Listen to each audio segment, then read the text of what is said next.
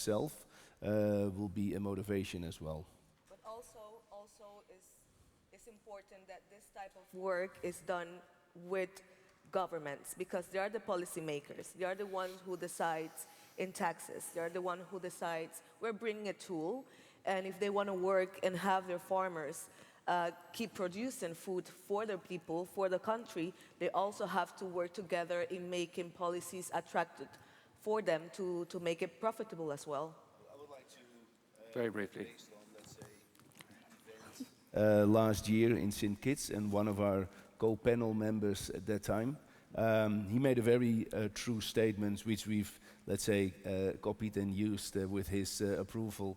But he said, you know, it's time that a farmer receives the same level of respect as a doctor or a lawyer or whatever. Because at the end of the day, these people feed us. Exactly.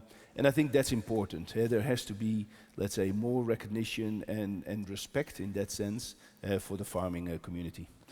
Thanks very much, guys. I think we unfortunately have to leave it there. It's clearly a very important issue. It's clearly one that faces all islands. We've learned today about securing the island food systems, how the island paradox breeds resilience, how that drives innovation. Great examples from around the world. I'd like to really thank the panelists for a very interesting discussion. I'm sure you can grab them afterwards for a chat, and they're very happy to answer your questions. Peter, Adriana, Deborah, Nadirsha, and Bernard, thank you very much.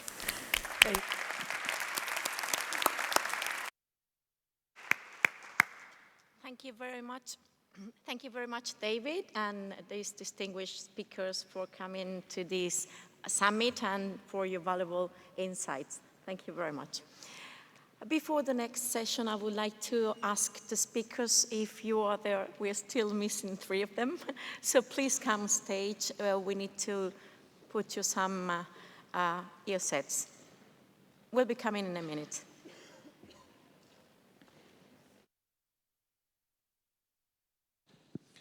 To our distinguished guests, please stay seated while we wait for the next session to commence in a few minutes. Thank you very much. A nuestros distinguidos asistentes, por favor, mantenerse en sus asientos. En breves instantes iniciará la sesión. Muchas gracias.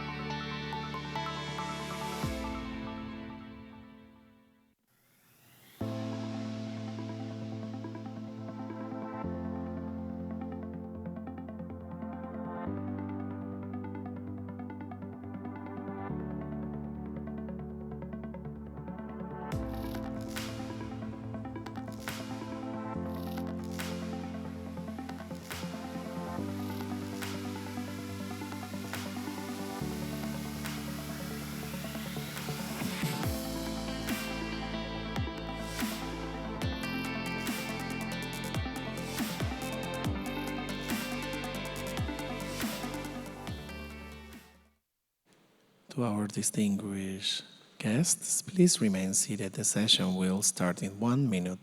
A nuestros estimados asistentes, por favor manténganse sentados. La sesión empezará en 1 minuto. Muchas gracias.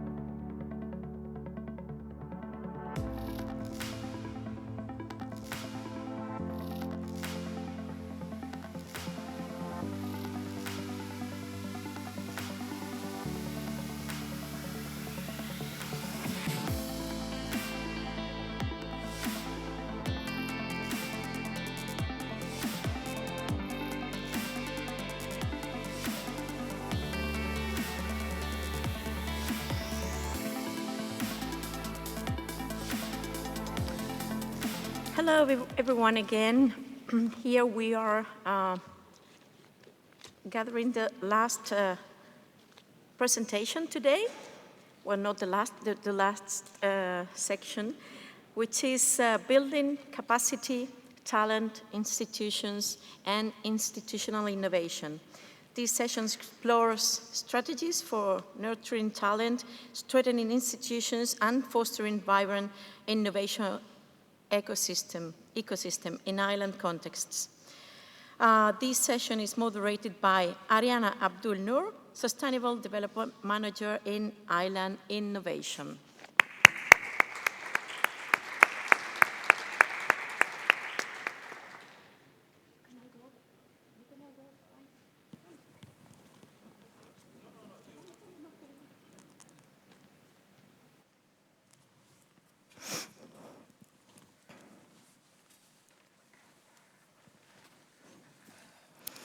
Hi everyone, welcome and thank you very much for being here. Appreciate we're the ones between you and the bar. So we promise to make it a good session. We've got a very, very good company on stage here. And I just wanted to say that we'll be exploring how islands can not only develop talent but retain it, strengthening institutions, building innovation that can drive across ecosystems, long-term resilience, and sustainable growth. I am the Sustainable Development Manager here at Island Innovation, and I'm very pleased to be moderating this discussion with such an excellent group of speakers. To set the scene, I'm delighted to turn to our first speaker, Kim Siu from Urban Island Venture Labs.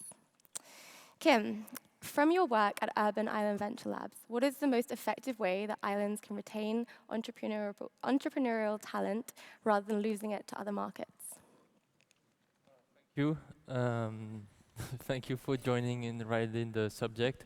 So I'm going to answer this question from two perspectives. For first of all, I'm from Mauritius and I've been an entrepreneur in Mauritius, so I've done that journey. But at the same time, Urban Venture Lab, we're also working with Island Venture Lab, which is a similar product but focused more on island rather than cities, with the same goal. So what we've noticed is that entrepreneurs are great at solving problems, but oftentimes, especially in islands, there's a few constraints, right? What you see a lot in islands is that in terms economically speaking, the private sector usually is divided between 4 or 5 main players that act as an oligopoly, which makes innovation not that needed a lot of time, which can be difficult for a small company, an entrepreneur to, start something new and grow.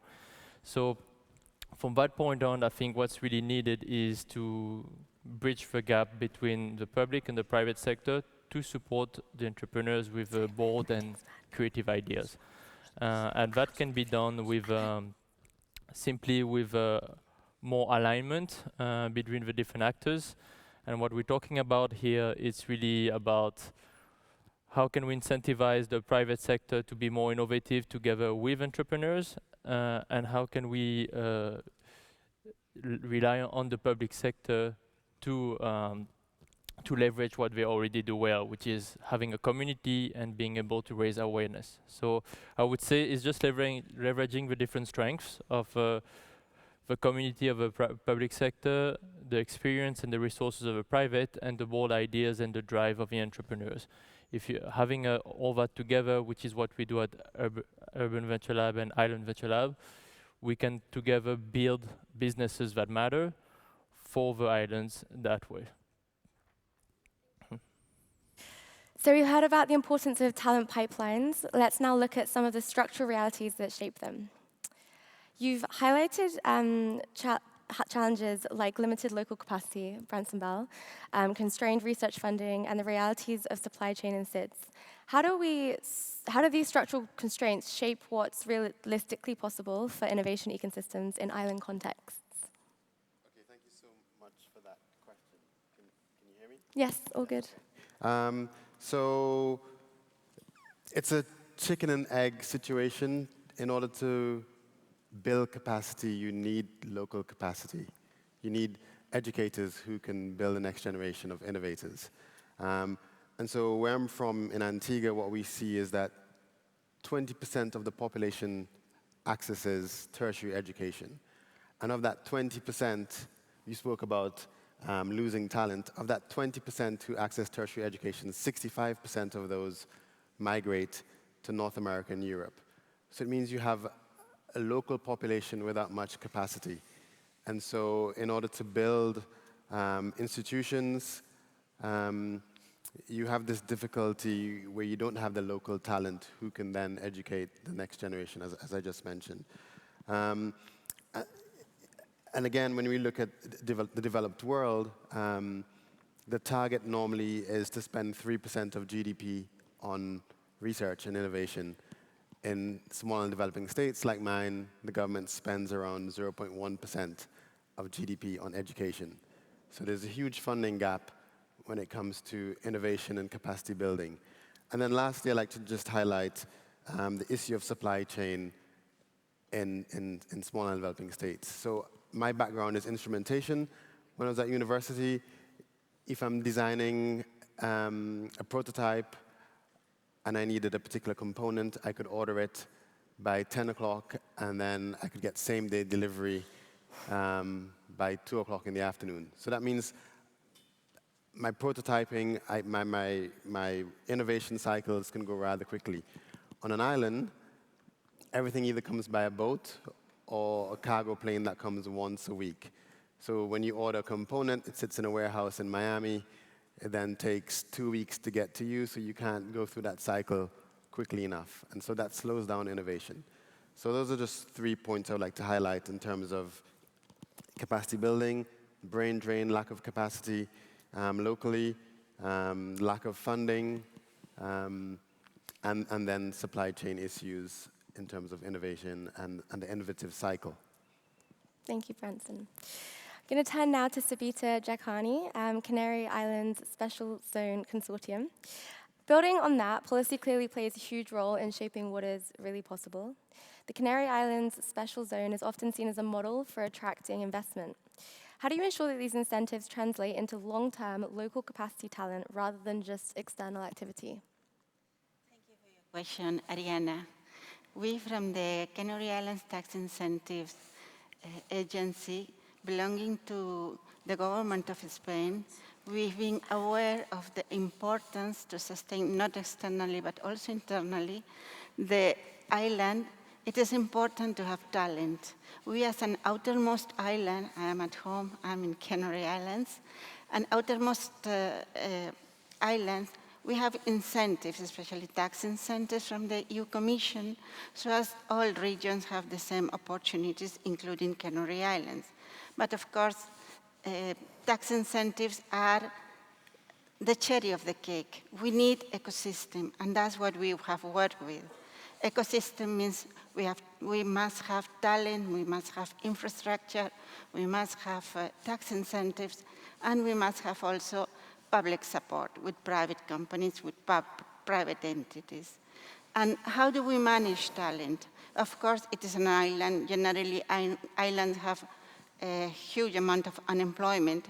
We need our local people to be prepared for companies to come into the Canary Islands to do activities. We see which activities are these, and accordingly, we see also the syllabus of the people training, public-private training companies here, the educational institutions, colleges, in technical schools, motivating schools, and we put together companies and educational institutions. The first time we did that, there was a big gap. They couldn't understand themselves. The syllabus was not enough for the companies. Companies wanted something that they couldn't, the educational institutions couldn't give. Little by little, working with them, analyzing what the problems are, and trying to constrain the pains, we managed them to have some intent. Public companies, private companies, institutions, all of them came together to see how should students be, what studies the students should be given, and what the company needed from them. They go to companies as a trainers, as a trainees. Companies go and give inspirational talks and master classes to them, to their classes, so they get inspired they know they will have work with that. So we have a lot of local juniors working. And what about seniors? We have managed to attract them and to retain them so as to, till we have enough seniors, they are there to fill in the gap. Thank you. Thank you. I'm going to turn now to Sergio Morel-Gil from the Canaries Living Lab. So we've touched on talent, constraints, and policy, and I want to now look at how innovation happens in practice. So you're working on neurotourism as an emerging field. How can innovative approaches like this reshape traditional sectors like tourism in islands? Thank you for your question. Yeah, tourism is everything here, as in many islands, right? So what we try to do is developing a platform for our talent to develop their capacities. For instance, I'm going to talk about two projects.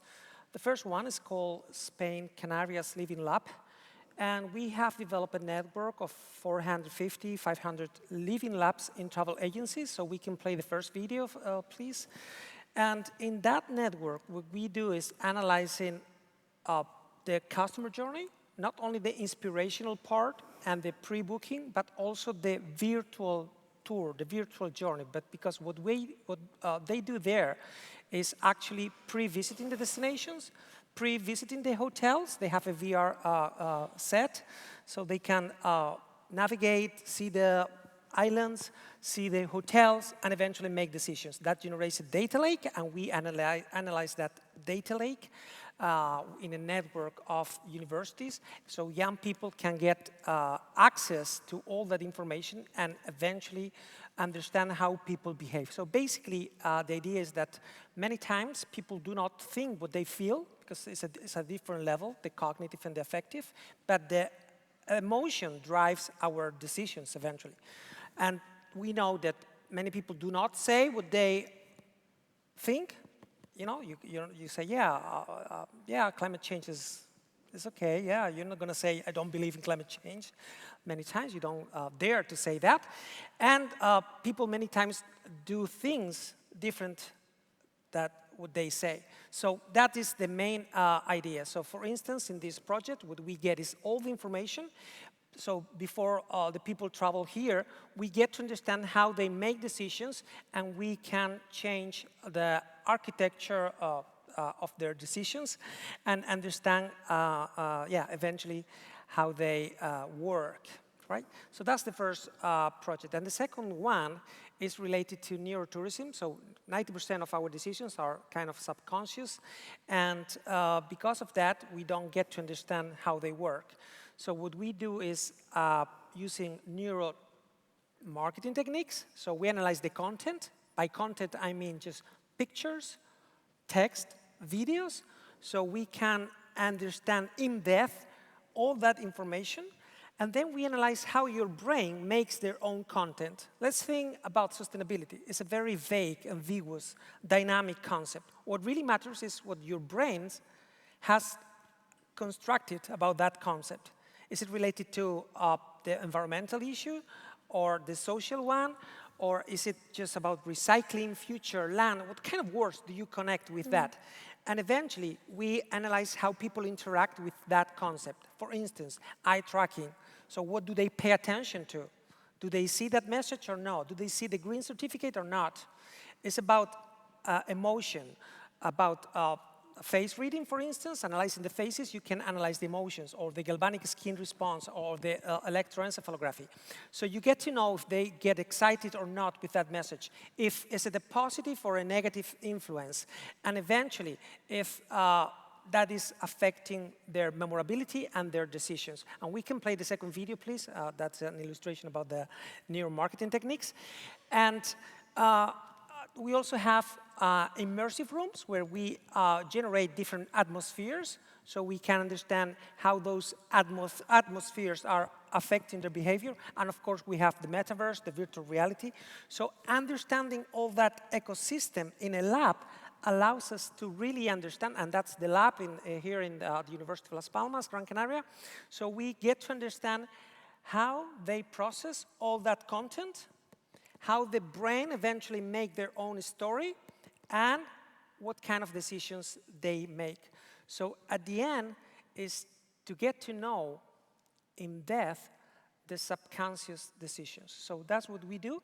And of course, in doing that, we integrate all the local talent and in a network with different universities around the world. So they have the possibility to interchange their, have discussions and travel to different labs as well. So they have the chance to get in a network of international researchers. And finally, we do that in cooperation with the private companies, with DMOs, destinations, with companies. For instance, in Euro Tour, we apply that with 100 European SMEs. And right now, we are with 450 travel agencies. So we generate an ecosystem where the industry, the public sector, and the university are working together to get to understand those main issues and eventually how they make decisions. This is, for instance, eye tracking in a real situation when they get off the cruise ship and they get to the hotel. So what do they pay attention to, what they see, what they don't, and those kind of analysis, that's what we do. So that's in a nutshell the main, some of the main projects that we are developing right now. Wonderful, yeah. Thank you. That was a very good summary. I'm sure you can speak on that a lot longer. I'm gonna. By the way, sorry about that. Yes. In stand number 5, we have a stand. So please drop by anytime, later on or tomorrow, and if you want to get a little bit more knowledge about that. Perfect. We'll send people your way. I want to come now to Reina Seta. We want to look now at the really practical example of how these, again, things work in practice. You've led the Smart Green Island Makeathon, growing it from a small initiative into a large-scale innovation platform. What has this experience shown you about hands-on collaborative models and how they can build talent and innovation in islands? Thank you so much for the introduction. Well, I need my presentation. I have a small video and some figures. Well, but meanwhile, some words about my idea. Yeah, I'm a German, German engineer, and I came years ago here on the island. Yeah, and I saw there is always sun, there is always wind. Yeah, but at that time, 15 years ago, nobody used this energy. Yeah, and this was for a German engineer quite strange. Yeah, and therefore we had the crazy idea to make out of the island a demonstrator for sustainable energy and digital life. Yeah? This was the basic idea. Yeah? Well, and we started with Raúl Garcia. Yeah? He was a great supporter of us since the very beginning. Yeah? Well, and now the presentation would really be great that somebody started it. Can you start it? Well, and the main idea was, well, to transform the island as a demonstrator, because German engineers, they want always examples. Yeah? This was the basic idea. And we started 2016, about 10 years ago. Yeah? Basically, we started with 50 people coming from 4 different universities in Germany, and as well in here was the local university. Yeah? Well, now. Okay, well, this was the dream 10 years ago. Well, this to make out of the whole island a demonstrator. Here you see the numbers. We started 50 people. In the last few years, we were about 600, 8,000 people. Yeah. Well, and here we have a small video. Better to see it. Yeah, there you see all these people have this ugly T-shirt, yeah? That you can recognize that they are working. And this time we were at the Museum Elder, and the very beginning is that they go there, and then we bring them some challenges. Yeah, and the challenge was to pick up trash, yeah? To identify with drones where the trash is, and then to send some robot out to collect the trash. Yeah, and we bring from Germany a lot of people, certain universities, and then we build in 4 days, yeah, day and night, prototypes. Yeah? And this is really hands-on. It's not talking, it's making. Yeah? It's a make marathon, so-called makeathon. Yeah? Well, and we do this annually, and as well, in addition to this, yeah, well, all these guys and girls are mainly Germans, yeah? Because obviously I know more Germans than Canadian people, yeah? And therefore we have a really helpful support from the Sergio Alonso Foundation, because they know more local people, and then we use exactly what you told. We educate students, and these students educate younger people. Yeah? This is the kind of snowball principle that at the end we use young people to train young people. Yeah? And then you've got a much better connection across nations, because we had this year about 30 different workshops for kids, and most of these workshops was by trainers coming from Germany. And so you have the international connection, and as well the people see what is latest and greatest in technology, and then they are inspired to stay as well on the island, that there's not the fluctuation which you were talking about, because if you want to really have a sustainable island, you need the technology and you need the people on the island to take care about. And this is just an example, and well, I'm German, I'm engineer, we don't talk, we do.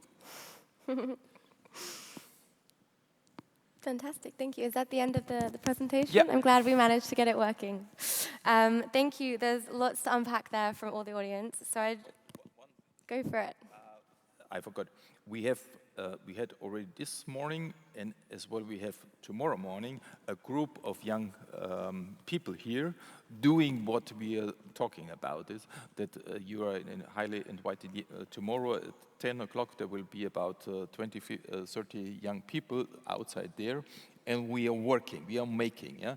And the funny thing is, today we had about 30 male students, and the coaches were female. This is a very nice situation, and that you have this cross-white and gender hopping imagination. Yeah?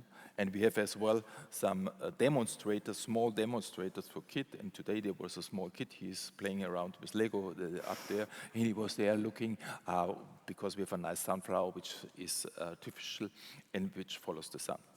Wonderful. Therefore, you're invited tomorrow to come outside. Amazing. Well, the invite is there. Thank you so much. I would like to open this up to the audience. I know as this is the last session, everyone might be a little bit tired, but I'm sure you have a lot of questions for our panelists. I can't see anyone, so I don't know if there are any hands, but please do raise them, and if not, I have some questions of my own. Are there any hands raised? Can't quite see. I think we've got one in the front, maybe? Can I see anyone? No? Okay, well, there we go. That's a little bit better. Good thing I came prepared then. So I just want to shoot a question to all of you that I think will be really, really helpful to frame this and think about sort of talent retention versus attraction. So just a few minutes for each of you. But do you think islands need to focus more on retaining local talent or attracting global talent? And how do you strike the right balance between this? So maybe we'll start with you, Sergio. Yeah, I think both. I mean, small is beautiful when unique and connected.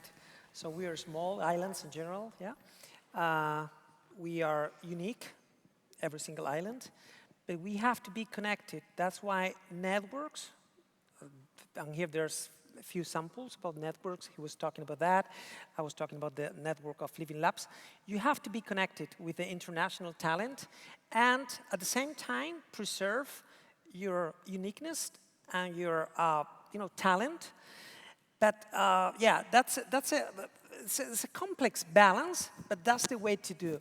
So, and in doing so, it's crucial, of course, languages, platforms, and by platforms I mean projects that can leverage the capacities, and eventually providing all the facilities for the people who really have initiatives can develop their own projects. Because sometimes they just need, a little nudge to help them, and eventually that happens. So yeah, it's a balance between both, I would say. Yeah. Great, thank you. Yeah, obviously we do it. Yeah, we bring in international students from Germany, and we have a lot of students there in Germany which are not coming from Germany. Yeah, therefore implicitly we have their German students, but they come from India, from wherever, Africa, and therefore we bring in, and here the weather is nice, yeah? Therefore they would like to come, yeah? And sustainability as well as in Germany has a high value, yeah? Therefore they like to come, and then they are interconnected with each other, yeah? Because they do something together, that they make something, yeah? And they do something useful. And in addition, if they train the younger people, the language barrier is always a barrier. But if you play with technology, yeah, then your concentration is on the technology. And if you have the problem with the language, well, somehow you come around with hands and feet, you can solve the problem. And therefore, there's as well a big stimulation for the people to dedicate themselves to languages, because languages, people who dedicate their life to technology, normally they are bad with languages. Yeah? Either or. If you're good in languages, you're bad in technology. If you're good in technology, you're bad in languages. Yeah? This is more or less a rule. Yeah?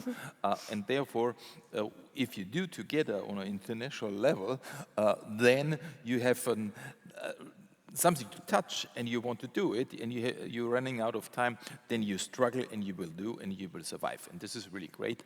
And then you get this international network. And this year we had 30 different universities. Last year we had about 70 different universities from all over the world. And I think you need both. Perfect, thank you. Branson Bell? Yeah, so similarly, I would say you need both. You need the homegrown talent for sustainability of your programs, because they're the ones who will stay. I know you like the sunshine, so you're still here, but Germany, yeah. you might go back to Germany one day. So for sustainability, we need the homegrown talent, but you also need the international talent to come in and bring some of the processes that are well established in some of the more mature markets. If you think about innovation, you want people from different backgrounds coming together. If we have the same experiences, same backgrounds, same training, we approach problems in the same methodology. If we come from different backgrounds, we approach problems differently, and that leads to innovation. This is why Silicon Valley works so well, because you have people coming from all different backgrounds together, and innovation happens in a really fast manner. So just to confirm what these my two colleagues here said, you need both. You need the homegrown talent for sustainability. You need overseas talent to come in. They may not stay. You know, they might give you 2 years, 3 years, 4 years. If you're lucky, they might get married and decide to settle and stay. But definitely, I would say you need a mixture of both. And that ratio it can change over time.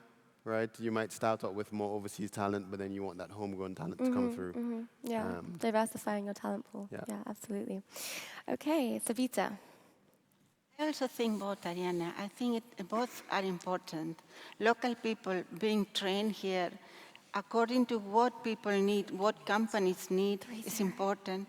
Companies should know that also if they come here, they establish their activity in the Canary Islands, they will get junior, especially junior people to work with them, well prepared, and that's why it is so important for us that institutions, educational institutions, and companies come together. Sometimes when people from outside the islands tell us, okay, and if I come here, I start this activity, will I get people, or do I have to bring them from outside? We tell them, come with us, tell us what your pains are, and come, spare 2-3 days in the Canary Islands, see what talent we have, answer yourself, sing it by yourself, and if not, we, with the councils, with the local institutions, with the regional government, with the state government, with the private and public institutions here, we will make a tailor-made program for your needs to be fulfilled. Come and see it. We bring them here. We also bring reverse missions. And for the senior talent, your philosophy is there with the senior talents. Bring them, see how nice it is to attract and retain senior people here. Bring them, see what they can earn for their family and for them, their way of life here. Everything that we can offer to them as they are offering us training our juniors. So I think both of them are important, all in one voice, government, state government, regional government, and local councils, and all for the same reason. We want our talent to be here in the Canary Islands, not only local talents, also senior talent coming from outside, till we have enough senior talent here. And it is important for us to have a sustainable island here. Thank you. Kim? Yes, so I very much agree with my colleagues here. You know, in Mauritian Creole, we have a saying that says, "T'as besoin de la main pour faire son," and what that means is you need 2 hands to make a sound, which basically, the way I see it is that it's important to you know, to bring innovation and expertise from the global scale and not and for the neighbors on top of it. But I think also a lot of time from both the international sphere and the national one, the local talent is undervalued. So it's important also to build, to bring builders and build ecosystems that can unlock that potential, not just come in to fill a gap, but also creating long-lasting impact in that sense. Fantastic, thank you. Well, I think we have about 10 minutes left. If we have any more questions from the audience, please do put your hand up. Otherwise, I have just a sort of quick one, just maybe a minute each to answer about what does resilient proofing look like on islands? So what is a resilient innovation ecosystem for islands facing climate and economic vulnerability? What does that look like? Maybe just 1 or 2 words on this. We can maybe, Kim, start with you and work our way back. Not an easy question to answer in 2 words, but you know, I think, and I can speak from my experience working with the private sector in Mauritius, it's very inspiring to be here because I see that it's not the case for all islands. But a lot of times, islands can be too reactive. You know, something bad happens, a big hurricane, a big, you know, market shock, and then we say, oh, now we need to change the way we do things. And I think it's important to be able to plan for the long term without having to rely so much on the, as we said before, on global input, but rather connect with our neighbors and people like other islands that are also fighting the same challenges and learn from them and share innovations and solutions rather than always, you know, look for bigger countries for solutions. And that's something that I'm a great advocate for, especially with the work that we do, because it's not the case that there's one solution that fits all. You know, even if we have similar challenges, islands are very different economy, cultural context, geography, and so on. So the solution is a blend of solutions. And I think this is something that we need to understand, that is not trying to, you know, go all solar or, you know, go all building with this type of material, but rather understanding that the future looks like a blend of all the solutions that we island can prove at work and implement in our own nation states. So that's how I see it. Thank you. Savita?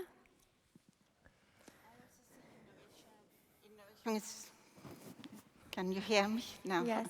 Innovation is important.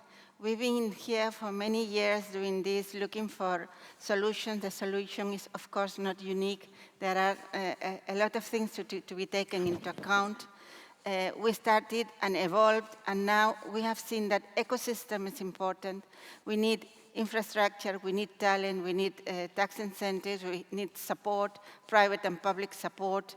It is important to have all that, and especially it's very important that the actors, the real actors, the students, teachers, companies that need talent, all of them get together and work and fill in the gap, but a long-term gap, fill the bridge and have something really interesting for students to have work there, for talents, and for companies to hire them. It is important to fill in that gap and to talk all between them. It is important. Another thing that is important for us, or that what has given us a very good result and very good solutions, taking into account all what I have said, is that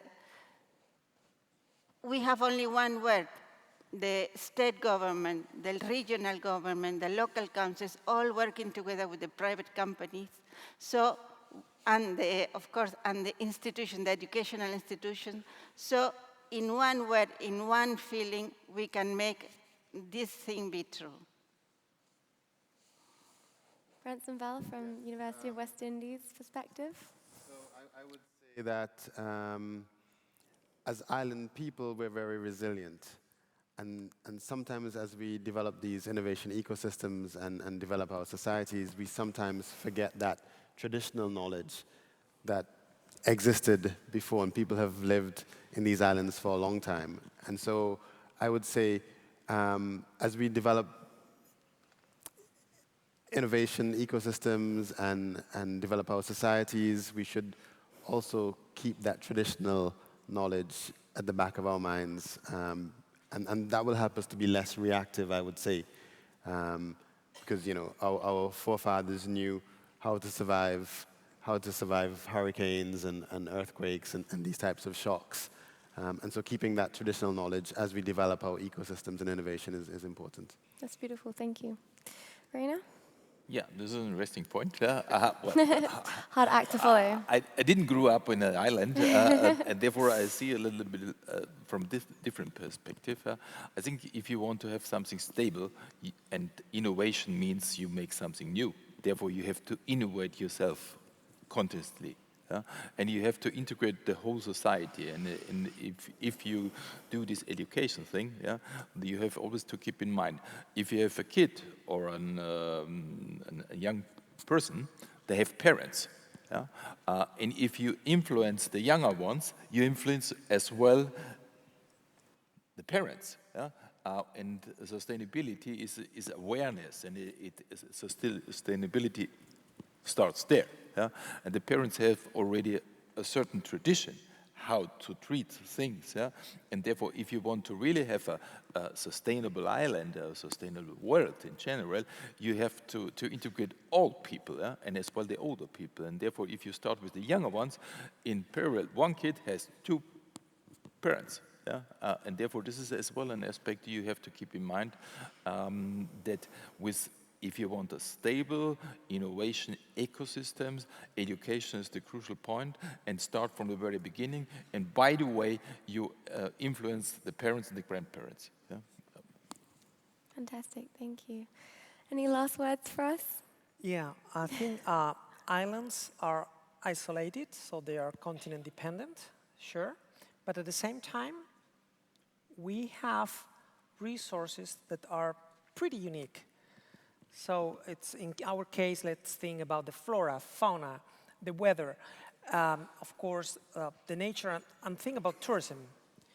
But if you behave in a way that you take advantage of that uniqueness, you're not an outermost region. You are a real hub. So the point is, think about tourism. We are the first region in the European Union in terms of overnights. So the first region in Europe, more than in France, in Paris, and so on. So we are not an outermost region here. But to take advantage of that is not, because of that we are a living lab? No. Mm-hmm. Because of that you have the opportunity to develop capacities, but you have to build on that to become a hub and develop your own talent and get connected with all the opportunities that you have in there. Otherwise, you can become just a knowledge query for data mining, so people come here and get some knowledge about doing some research. So that's the difference between being a knowledge query and a living lab. So you have to develop your own capacities, and if you do that, you can play a role in a global context. So that's, I think, the key for a resilience response. Great, well, a fantastic note to end on. And thank you so much to all of our speakers for our wonderful, wonderful contributions, and to our audience for leaning into island time. What we've heard today is that building strong island innovation ecosystems isn't just about talent, it's about connecting talent to institutions, to policy, and real opportunities, while also navigating constraints and leveraging them as opportunities. So please join me in thanking our panel, and then now everyone can go for a cerveza.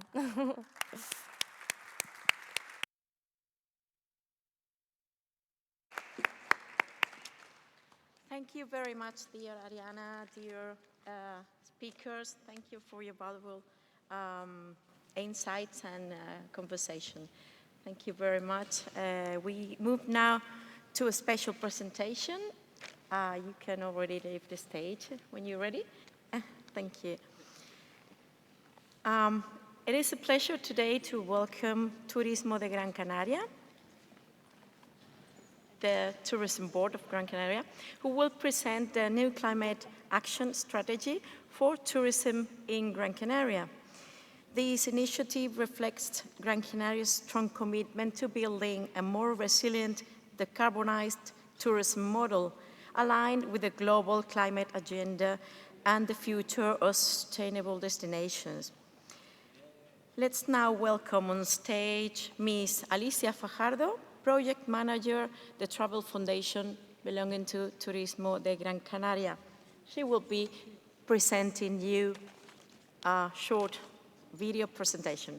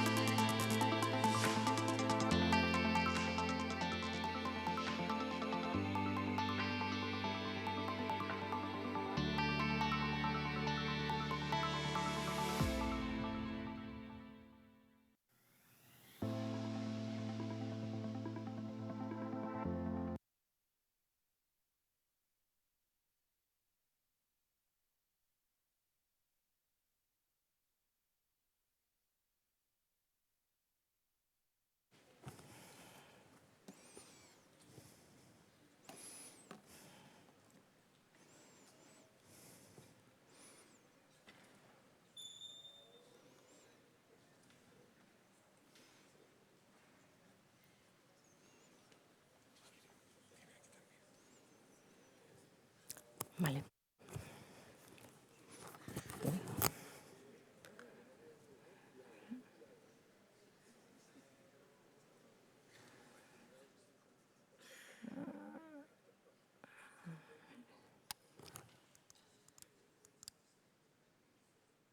Vale. Bueno, muy buenas tardes a todos. Unas horas un poco malillas, pero bueno, gracias por quedaros a esta presentación. Y nada, es un verdadero placer poder estar hoy aquí y participar en este evento de tanta relevancia para las islas y para las Islas Canarias, y además es un honor hacerlo en nombre de Turismo de Gran Canaria, presentando hoy su nueva estrategia de acción climática del turismo.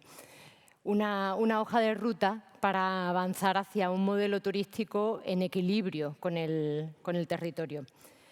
Bueno, mi nombre es Alicia Fajardo, soy especialista en sostenibilidad turística en The Travel Foundation y he tenido el honor en los últimos meses de acompañar a Turismo de Gran Canaria en la elaboración de esta estrategia que hoy presentamos. Bueno, no vamos a descubrir la pólvora cuando decimos que Gran Canaria es uno de los principales destinos turísticos del Atlántico y donde el turismo constituye verdaderamente un pilar estructural como motor económico, territorial y social fundamental para la isla. Pero al mismo tiempo hablamos de un territorio insular con recursos limitados y equilibrios especialmente delicados, donde la actividad turística tiene una interacción directa con sobre recursos esenciales como la energía, el agua, el uso que hace del territorio o determinados impactos de la actividad sobre los ecosistemas del territorio. Y bueno, precisamente la búsqueda de este equilibrio entre actividad turística y territorio, este es el punto de partida de esta estrategia de acción climática. Lo cierto es que, bueno, Gran Canaria cuenta con una base sólida en materia de sostenibilidad turística que ha venido desarrollándose en los últimos años a través de diferentes instrumentos estratégicos y actuaciones operativas. Sin embargo, la realidad es que el contexto actual de cambio climático en el que nos encontramos introduce nuevos condicionantes que requieren de una evolución del enfoque tradicional de sostenibilidad turística. Es cierto que el cambio climático está reconfigurando los modelos turísticos a nivel global y en este sentido los territorios insulares se ven altamente afectados por estas dinámicas climáticas. Nos encontramos ante riesgos crecientes como olas de calor y temperaturas extremas, estrés hídrico, impactos derivados de la subida del nivel del mar, el incremento de la frecuencia de incendios forestales o una mayor intensidad de eventos climáticos extremos. Y, lógicamente, estos riesgos afectan directamente a sistemas claves del territorio como el agua, la energía, infraestructuras, servicios públicos, litoral o espacios naturales o incluso a las cadenas de suministro.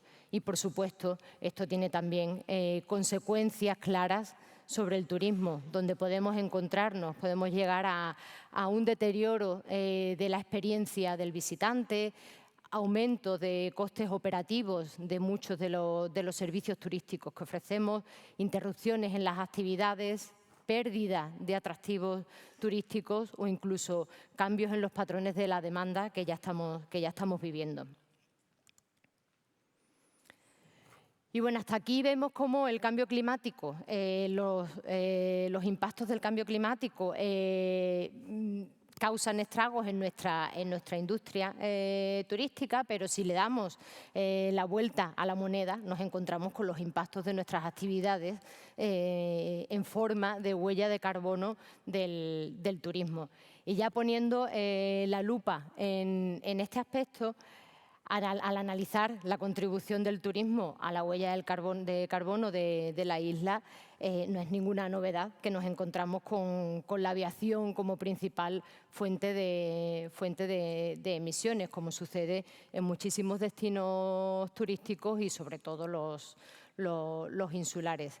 Pero es cierto que esta fuente de emisiones se produce en gran medida fuera del control de la gestión del destino turístico. Es decir, gran parte de estas emisiones derivadas del transporte dependen para reducirlas de manera sustancial. Si queremos seguir manteniendo el volumen de actividad actual, dependemos de innovaciones como la generalización del uso del SAF o la electrificación de flotas. Eso en el aspecto de la llegada al destino turístico, pero ya una vez en destino, si miramos a la huella de carbono que se genera en el territorio, de nuevo nos encontramos con la movilidad como principal foco de emisiones. Por supuesto, una movilidad diferente, que es la derivada del uso de transporte privado dentro de la isla.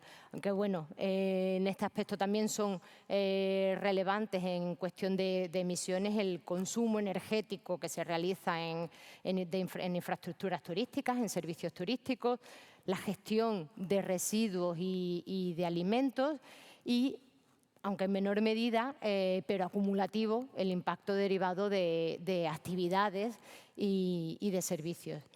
Y esta lectura conjunta entre lo que pasa entre la llegada al destino y una vez en el destino, en el territorio, este análisis tiene una lectura más o menos clara, ¿no? Y aunque es cierto que la emergencia climática que vivimos nos obliga a acelerar la acción climática en todos los aspectos posibles, a corto plazo lo que debemos es actuar allí donde como gestores de destinos tenemos capacidad real de influencia y de reducción y de mayor reducción de impactos.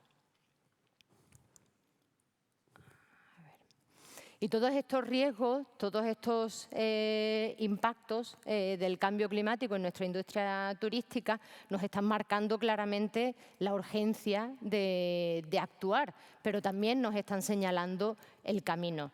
Y ese es el objetivo de esta estrategia de acción climática, el establecer un marco común para todos los actores del sector, sector público, sector privado, visitantes, ciudadanía, que nos ayude, que guíe la transformación de la actividad turística hacia un modelo alineado con los objetivos climáticos, con los límites del territorio y con los compromisos de descarbonización.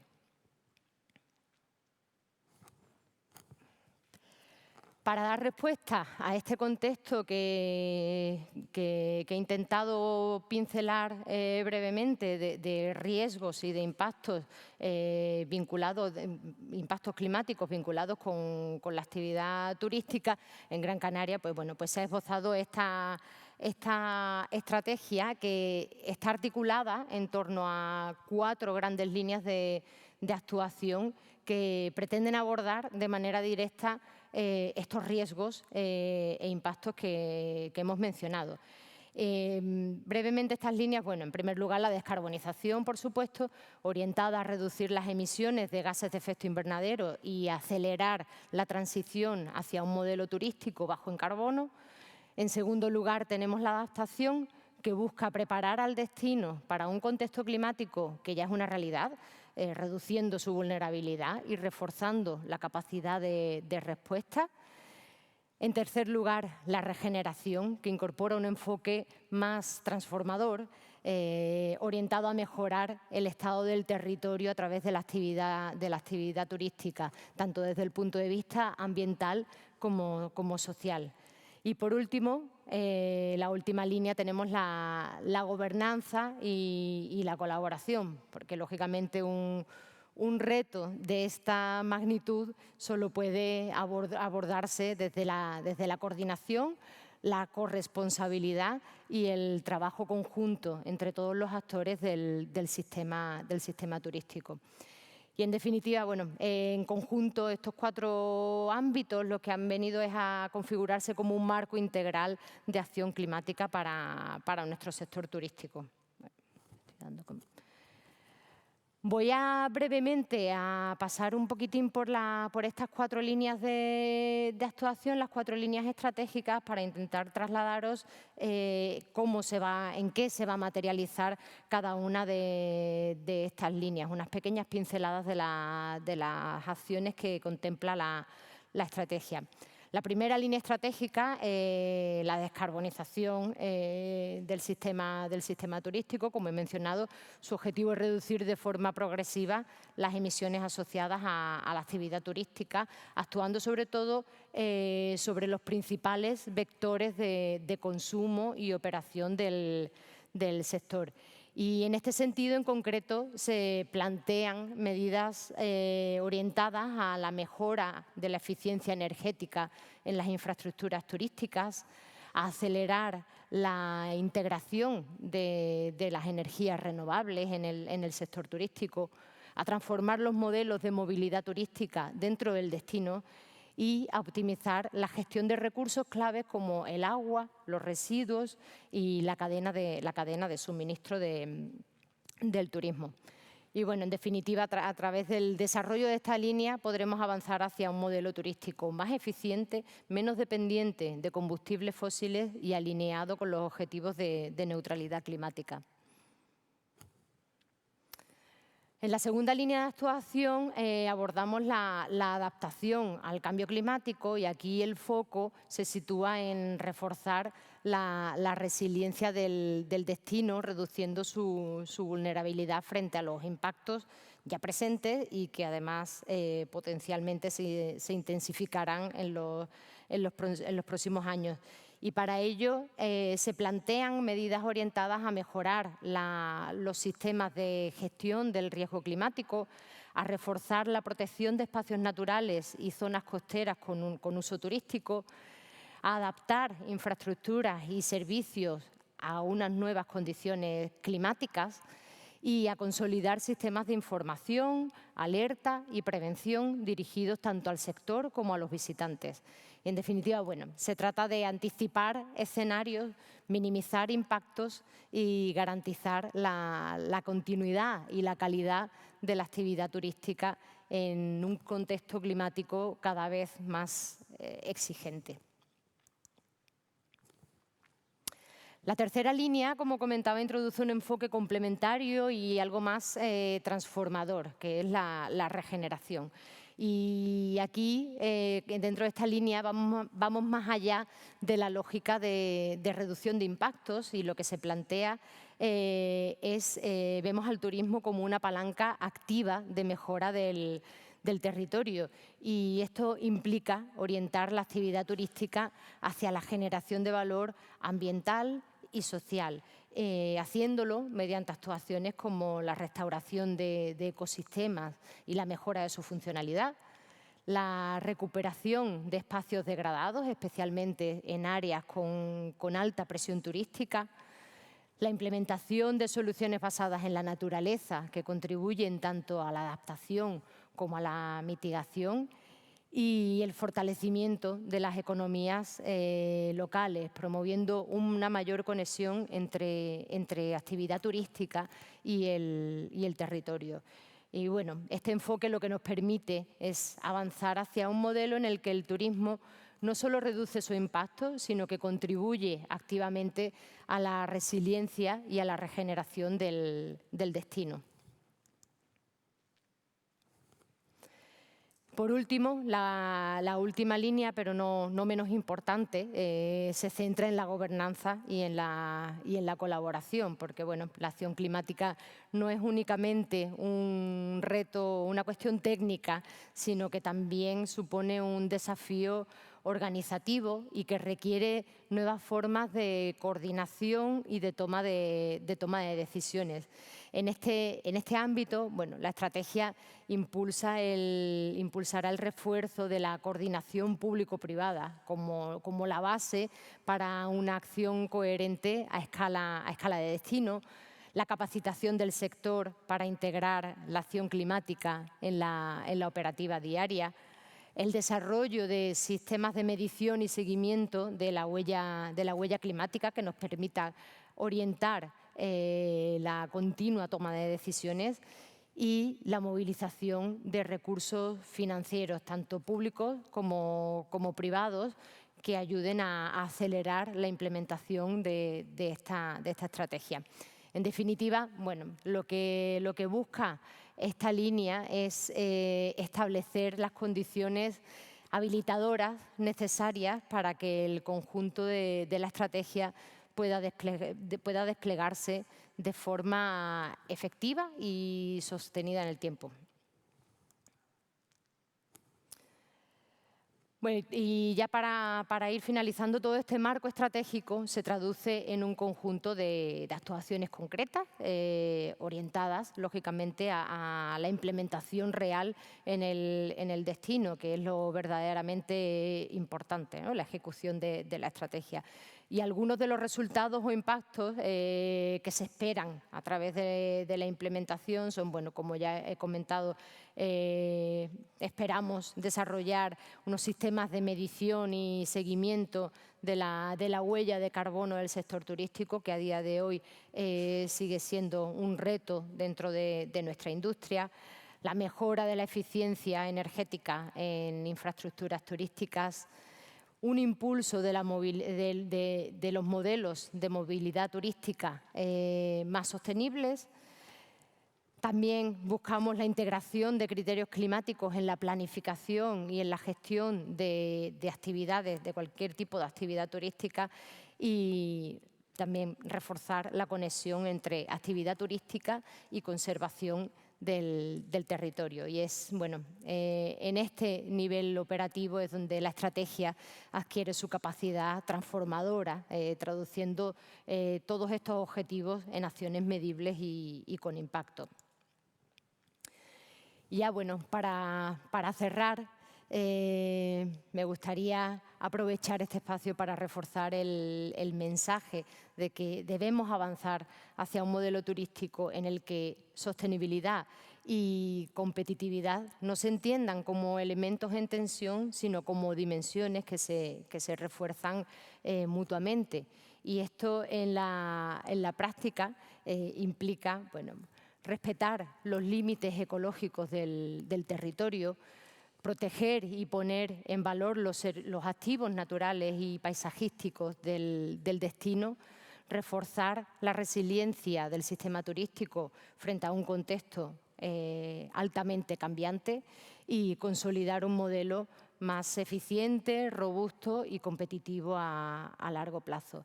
Y bueno, esta estrategia, en definitiva, busca convertir a Gran Canaria en un destino que no solo responde a los desafíos actuales, sino que se prepara de forma activa para el futuro.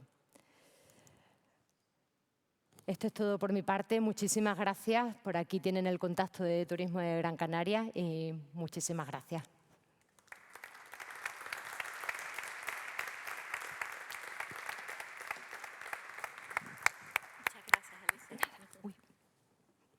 Thank you very much, Alicia.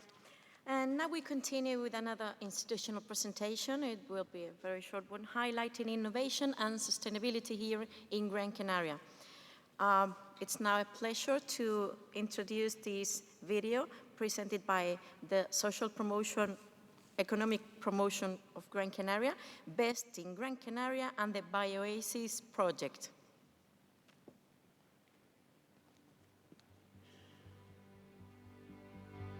Gran Canaria is one of the 7 islands that make up the Canary Islands archipelago.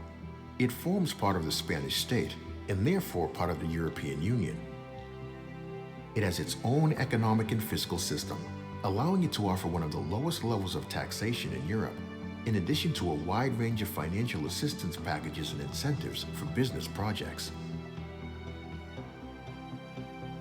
The island has a magnificent infrastructure for logistics, port, and airport services, which guarantee that Gran Canaria, despite its nature as an island, has frequent and extensive connections with all European countries and the African continent, making it an ideal platform for international business.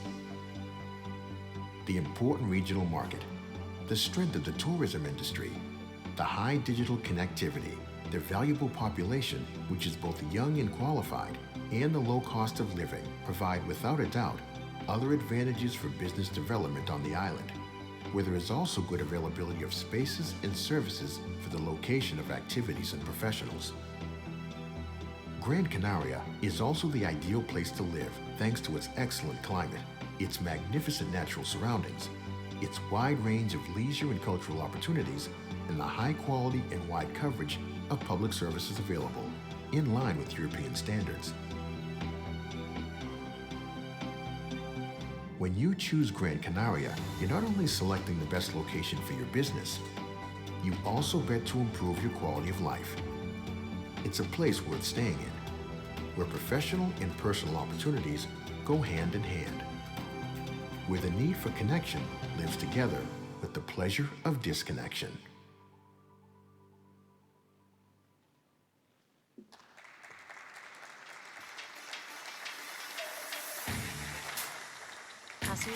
As you can see, these,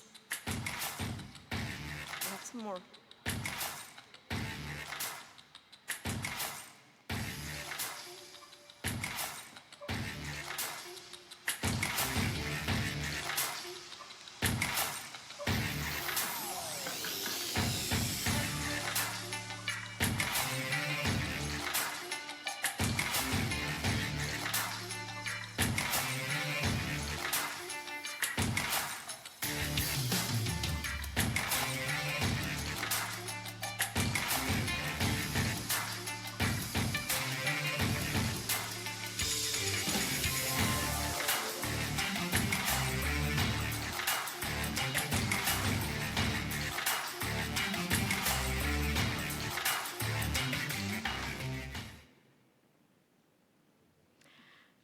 As you have seen in these videos, they showcase initiatives that highlight excellence and they reinforce the island's commitment to sustainable development. Well, we have come to the end of today's program. We do so with a clear sense of progress and shared purpose. Throughout the day, we have explored how islands are addressing some of the most pressing global challenges, from energy system and climate finance to sustainable tourism, food security, and community resilience. We have seen how innovation, collaboration, and local leadership are key to turning challenges into opportunities, and how island territories are leading the way in many of these areas. Today's discussions have also reminded us of something essential, that the transition towards sustainability is not only about technology or policy, but about people, partnerships, and long-term vision. And once again, this is exactly what the Global Sustainable Islands Summit represents, a space where ideas are shared, connections are built, and solutions begin to take shape. Thank you to all of our speakers and their valuable insights, and to all of you for the engagement and participation throughout the day. We hope that you leave today with new ideas, new connections, and renewed inspiration. We look forward to welcoming you back tomorrow as we continue this very important conversation. Thank you very much and have a wonderful evening.